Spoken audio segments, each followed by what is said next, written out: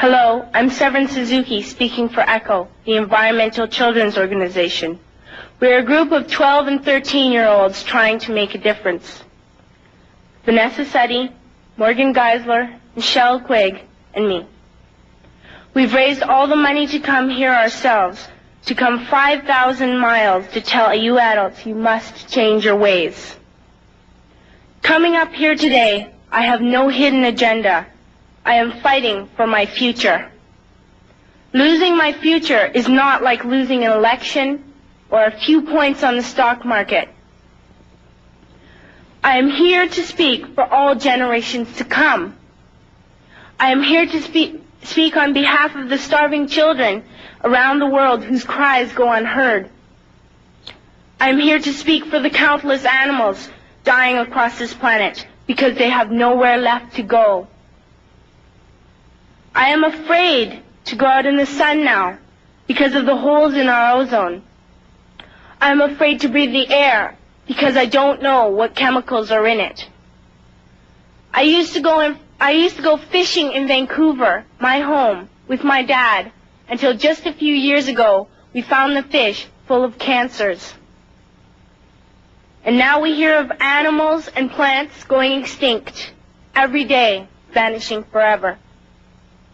In my life, I have dreamt of seeing the great herds of wild animals, jungles and rainforests full of birds and butterflies.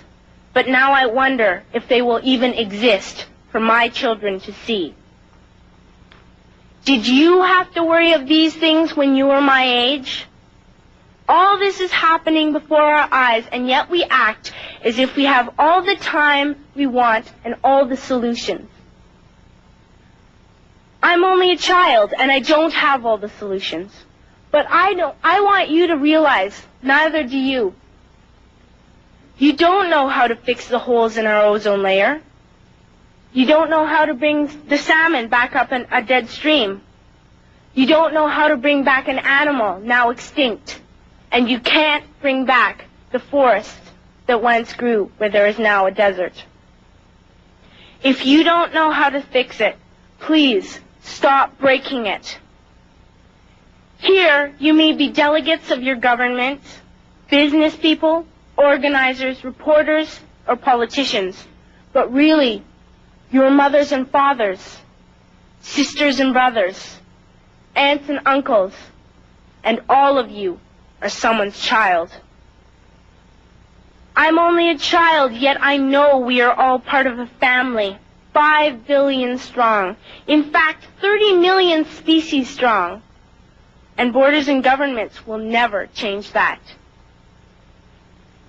I'm only a child, yet I know we are all in this together and should act as one single world towards one single goal. In my anger, I am not blind, and in my fear, I am not afraid of telling the world how I feel. In my country, we make so much waste. We buy and throw away, buy and throw away, buy and throw away, and yet northern countries will not share with the needy. Even when we have more than enough, we are afraid to share. We are afraid to let go of some of our wealth. In Canada, we live the privileged life, with plenty of food, water, and shelter. We have watches, bicycles, computers, and television sets. The list could go on for 2 days. 2 days ago, here in Brazil, we were shocked when we spent time with some children living on the streets. This is what one child told us. I wish I was rich. And if I were, I would give all the street children food, clothes, medicines, shelter, and love and affection. If a child on the streets who has nothing is willing to share, why are we who have everything still so greedy? I can't stop thinking that these are children my own age, that it makes a tremendous difference where you are born. That I could be one of those children living in the favelas of Rio. I could be a child starving in Somalia, or a victim of war in the Middle East, or a beggar in India.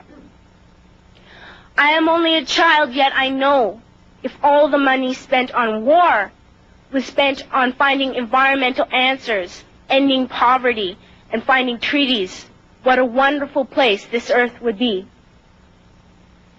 At school, even in kindergarten, you teach us how to behave in the world. You teach us not to fight with others, to work things out, to respect others, to clean up our mess, not to hurt other creatures, to share, not be greedy.